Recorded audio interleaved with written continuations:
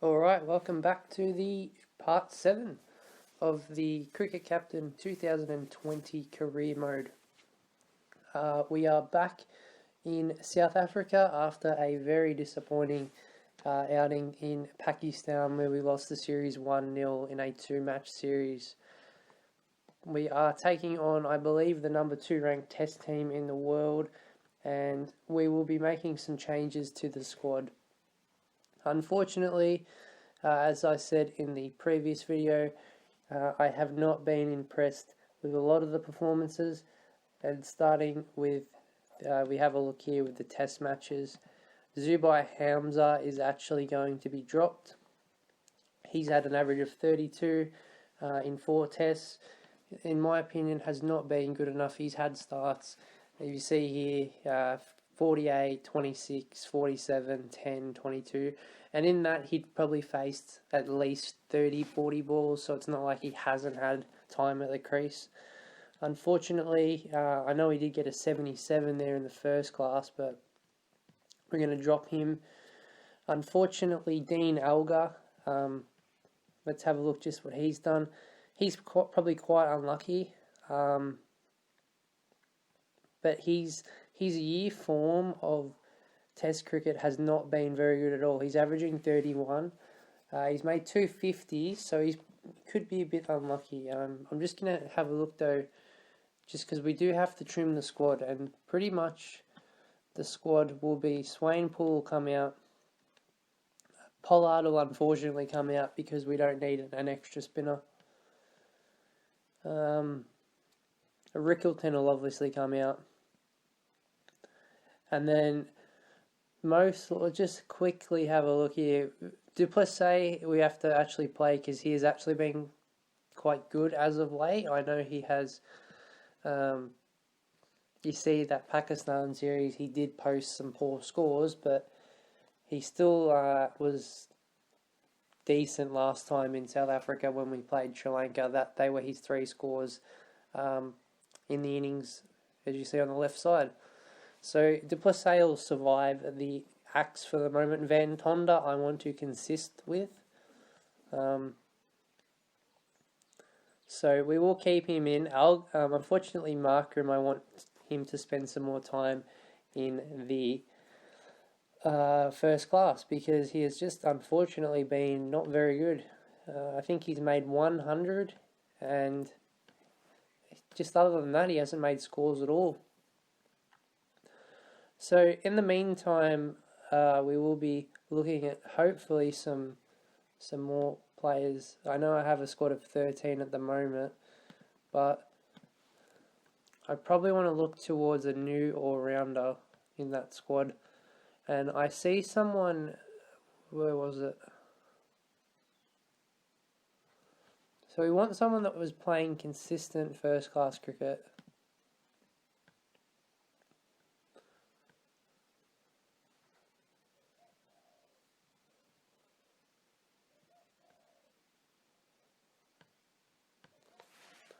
So Gareth Dukes, he looks okay. He's got 52 matches, only an average of 22, but his bowling average is quite good.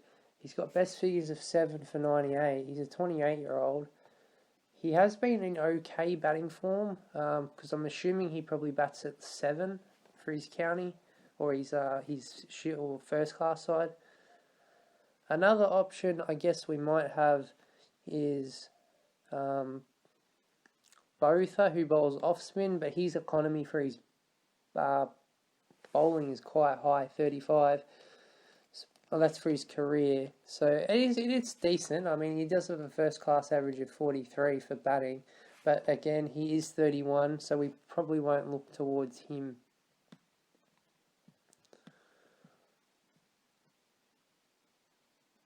Or we could just play another batsman. Because I want to keep Potgieter was actually okay, so it's not like he wasn't playing well.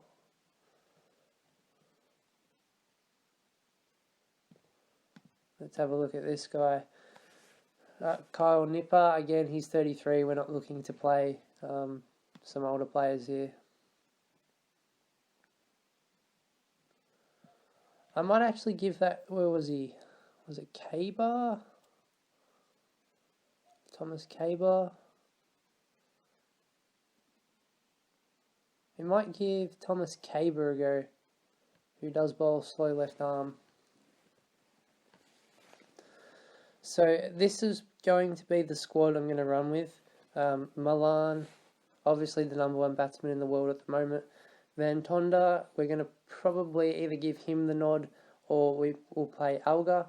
Van Dussen will bat at 4, because I probably will give Phineas De Bruyne a test game, and I know he has played 10 tests, but or 12 tests with an average of 19, but he's actually not a bad batsman, and he's in a bit of first class form, so I believe his first class form wasn't too bad.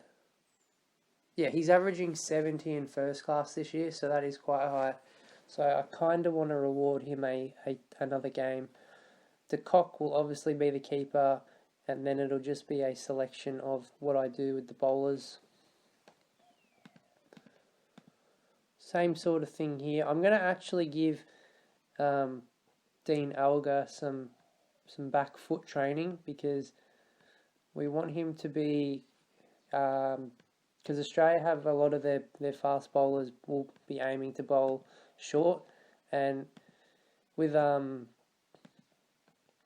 Dean Alga being a shorter player in terms of his height, I think if we get some back foot training just to freshen him up, or pretty much with all our batsmen, we hopefully can see some development, and who knows, we could actually get a test win in this series, because it is unknown. We do play well at home, it's not like we don't, but Australia is going to be on a new level. It is a 3-match test series, so again, we will be hoping to win the first test. Now the AI has actually chosen Alga to come in, and they want to bat Van Tonder quite low down the order, and that would mean we are going to have we're going to have one less bowler. So what I will do though is, if we move this around a bit, I might run with Malan, Van Tonder, Alga, Van Dussen, De Bruyne, Faf du Plessis as the captain at 6, Quinton de Kock, Kesar Maharaj, Rabada to bat at 9, Ngidi at 10, and Hawken at 11. And the reasoning why I would do this is because our early success was when we were playing only 4 bowling options. We are back in home conditions, and we do have our 3 quick bowlers, who Hawken was probably the most unluckiest out of all our bowling attack to not get a game in the last series. But unfortunately, going to Abu Dhabi and Pakistan, it just wasn't worth it playing 3 fast bowlers. And if we do need to bowl, I will probably bowl Dean Alga. He has had bowling before. Phineas De Bruyne, he can bowl a bit of medium pace, but we hope that we don't have to use him. We have a look at the conditions here. There's going to be a little bit of cloud coverage in the first day. Moving on to the second day, at the early part, there will be a little bit of cloud and sun, but mainly for the basically 3.5 days, it should be quite sunny. The outfield is slow, and it should be a good pitch for probably the first 3 days probably.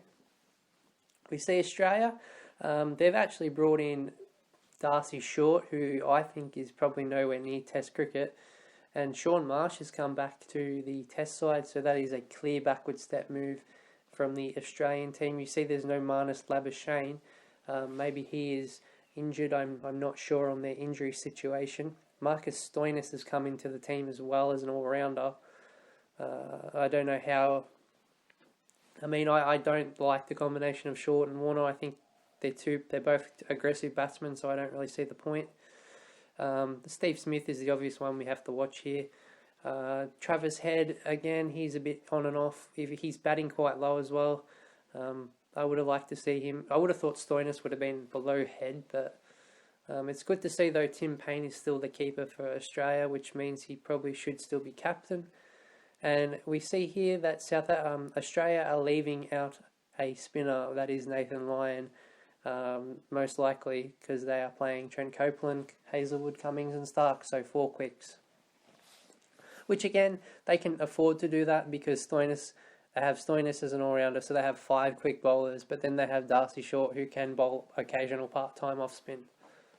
I'm going to go tails. And we have lost the toss once again.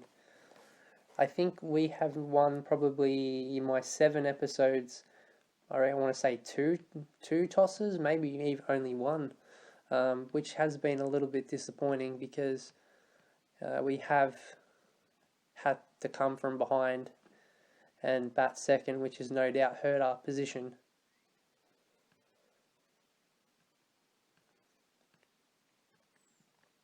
So Warner is going at a fine rate, same with Darcy Short in his test debut, which is quite unfortunate.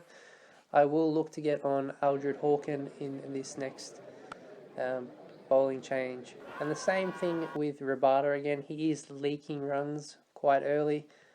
I probably need to get more bowling practice into him as Hawken comes in, and it's caught. Darcy Short gets that wicket, goes out.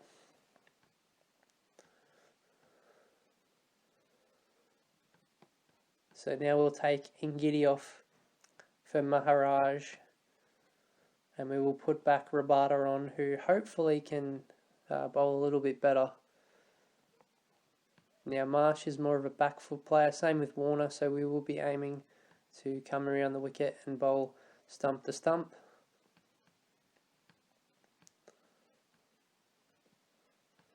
But Australia should bring up the 100 mark. They do. It is 1 for 107 at the first interval. Warner is 56 not out and Marsh 39. Again, we're leaking runs, much to my disappointment. But yeah, this is the risk I guess you sort of play when you have to be put in to bowl, because it's clearly batting friendly conditions for the first day at least.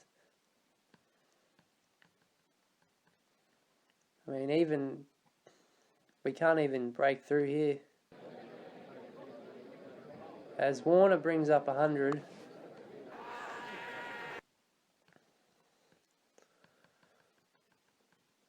Maharaj will come into Marsh, and Australia will lose their second wicket, and he goes out for 91. They are 2 for 240, and it is very unfortunate because then probably one of the best batsmen in the world, Steve Smith, is now at the crease, and they already have a quite demanding score that is going to be hard to chase down. It is tea for day 1, and Australia are 2 for 246. Maharaj to Warner, and he comes in, and it is caught and bowled. Maharaj takes that wicket, and Warner goes for 154. 3 for 261, so hopefully we can see some... Oh no. These bowlers are getting absolutely slaughtered. I'm going to try and get Ngidi on. And Rabada will come back into the attack. But it's just not looking very good at all. I mean, we're just leaking runs, and I mean, I don't really know what else to do here. We've got the new ball. I will leave it for the last 10 minutes, 15 minutes. But we're nearly conceded 400 runs. Like, it's... I don't quite know what to do. So we're going to hope that Rabada and Hawken can get one final scalp, but Australia are going to get 400 runs on the first day. I really am puzzled on how you slow these run rates down, because I know I was playing a little bit aggressive there, but that is because I have the new ball, and it would be pointless not to be playing aggressive with the new ball. But as Rabada comes into Stoinis, and that is another wicket, falls for 81. But I mean, 4 for 431. by the time we bat, it's just going to be too late. Rabada gets Smith out, and he's out for 92. And Rabada to the captain, Tim Payne, bowls him for 3, and he quick succession wickets for Kesago Rabada. But unfortunately, it's a bit too late. As Head falls for 13, they are on their tail. Rabada comes to Stark, and it is another wicket to Rabada. 8 for 457. So Australia have completely dropped the ball here. They were in a prime position. They were 4 for 431, and they have lost 4 quick wickets, and they are 4 for 457. If we can not let them get 500, I'll be pleased, but I'm just a little bit unsure at the moment. Rabada has bowled well, but I mean, he's going at 4 and over, so I don't think he'd be pleased about this. But as Maharaj comes into Copeland, and it will be LBW, and that should bring up 13 more runs before Australia can get to 500. And they will probably... No, they're not going to get to 500, but they'll get close to it. Maharaj will end the innings, and Australia will be all out for 495. I mean, we did technically bowl well, but again, too little too late. You look at this bowling effort. Rabada went at 4 and nearly 5 and over. Hawken went at nearly 4 and over. And you had Maharaj go at 5 and over. I don't really count Alga because I had to fill in some overs. So, you know, as we see Australia, pretty much their top 5 all had starts. Even though Short made 12, he did face nearly 40 balls, or 39 balls, I should say. So it's not like he wasn't at the crease for long. Marsh obviously should have got 100, same with Smith. And you'd probably say Stoinis, they were all cruising, but... Again, we did bowl well in that second day of the first session, but again, it's, you know, there's not really much we can do here.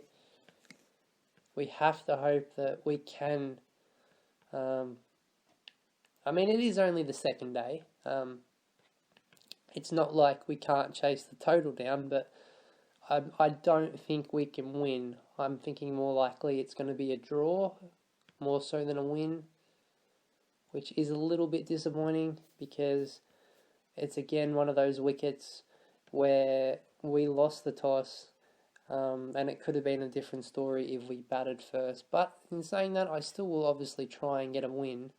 It just depends on what we can do. But as Milan falls for 38, it is not looking good at all, though. We are 2 for 76.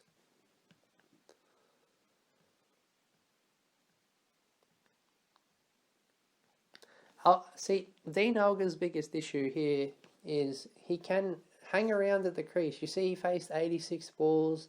I do think he can be a number 3. I've seen him bat at 3 before. But unfortunately, it's just not good enough as De Bruyne goes out for 5.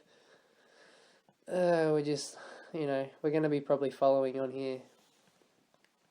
We'll need a massive recovery to not avoid a follow-on. We'll need a big partnership between these two and hope that De Kock can score some runs because he has been out of form as of late, Quinton de Kock. We do hope that he can get some more big scores, but unfortunately he does have to bat aggressive, which no doubt completely ruins his mindset. So as Van Dussen gets to another 50, He's not a bad player, Rassie Van Dussen. I know he is 32, but he does have a healthy average of 46 in 11 test matches. His strike rate for getting 100s is not very good at all. He has had 7 50s and only 100. But again, there's not really much we can do there. I guess we can probably develop more of his, like maybe a batting technique in the training, but hopefully he can push on for 100 here.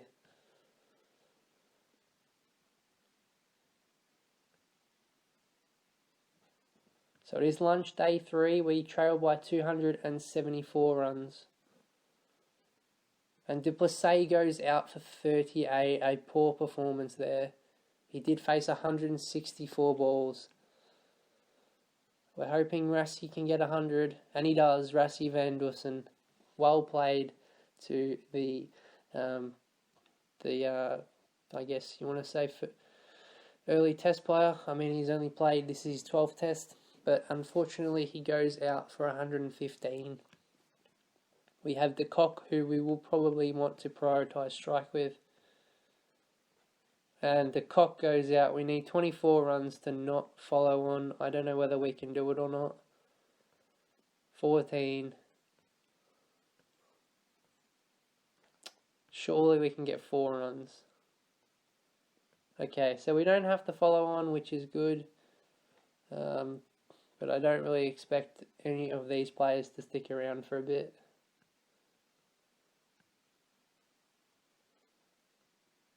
And Ngidi goes out for 20. I mean, it was a good recovery. We were, what were we? We were 4 for 105 and ended up making 335. So it is a really good recovery to put on those runs, but it was probably too little too late. We're probably never going to chase the 495. So, but there was some positives. Rassie van Dusen making 115, but there was really not much else. Alga, he had a start. Same with Milan. They didn't make 50s. Even Du Plessis should have made a 50. I mean, I can't really fault De Kock. He came in when we were probably, losing quick wickets. So it was a little bit disappointing that we couldn't at least get something out of him. But saying that, he is an aggressive batsman, so I can't really do much there. The same thing here, I will be turning off the... Oh my god, we're going at 6 and over. We'll turn off the wickets just for the time being so we can just flick through some quick succession wickets as Hawking gets the first wicket.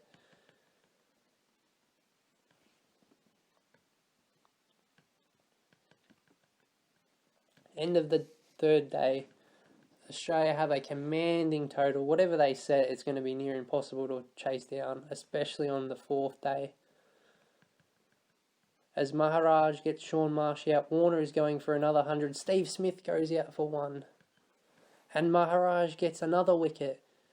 Stoinis. Let's get Rabada back on. And Rabada gets head out. And Rabada gets Warner out, who will be man of the match most likely. That is his second 100 of the test. Maharaj gets Stark out. Lunch day 4. So, if we can get them out at under 370, I think we have a chance, more like a 20% chance of winning. And I know you can get that. It is only the second session of the 4th day, but you have to realise that we are playing on a deteriorating wicket.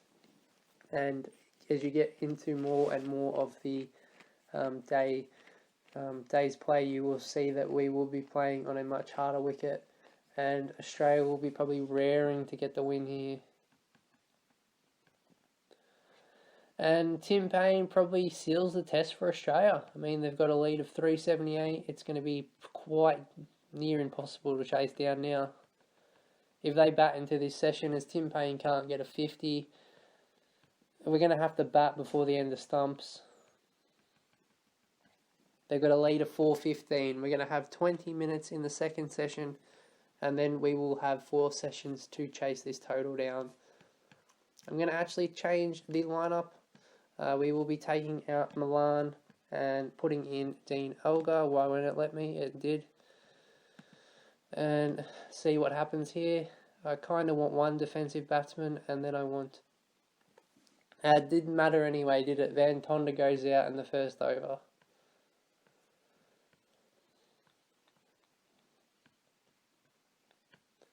I mean, it's just going to be near impossible here. Milan out for 16. It's pretty much over here. We're just going to have to try and defend for a draw, as that does not matter at all. We lose another wicket.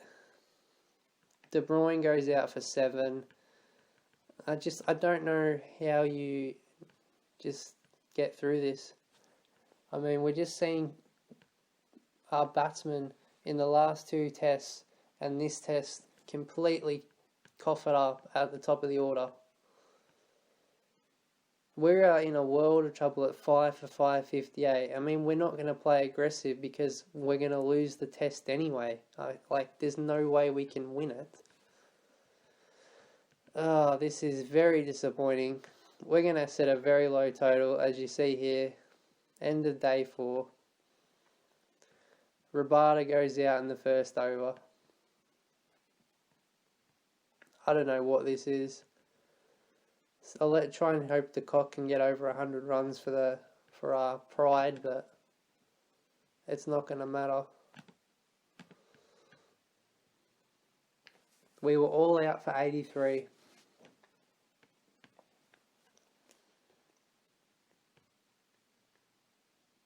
I don't understand how you can, if someone can tell me in the comments how the AI, I am playing on normal, and I know that some of the games are obviously challenging, but I don't know how the AI keep their economy so low, whereas I always will have bowlers bowl over three economy. I just don't understand. I am setting my aggression down, I'm setting my field down. I just don't get it. I obviously have to train them more in defensive bowling, but it is disappointing that we have to get to this point where we're going to have to change this team. There's no way we're going into the second test where we're having a side bowl us out for 83. And unfortunately, you know who the first one that's going to be dropped is. It's going to be the captain. Du Plessis has been terrible this test. He's had starts, he hasn't delivered. There's no reason why I'm not going to inherit De Kock as the captain. We will be making that change next test where De Kock will be put in as test captain. I mean, that's a shocking performance all around. Credit where credit's due. Australia did, obviously deserve the win and they did bowl well, but I don't know what our batting was doing in that first session, in the first innings. I don't understand what we were doing. Were we just sitting there hoping we could, just do something? Because here, Rassie van Dusen was the only one who performed. He made 115. Everyone else did nothing. I mean, we got little cameos, but what's the point? Australia win by 332 runs. What a terrible performance. I mean, I'm going to end the video there and try and recoup some energy, and I will see you guys in the next video where we hopefully can get